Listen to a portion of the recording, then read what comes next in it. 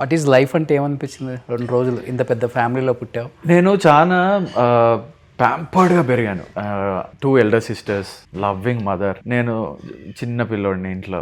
చాలా ప్యాంపర్గా పెరిగి ఎవరైనా ఏమన్నా అంటే నో అని చెప్పలేను. చాలా కామ్, సైలెంట్, ఇన్నోసెంట్ ఉంటుండే. But after this everything I became like a stone.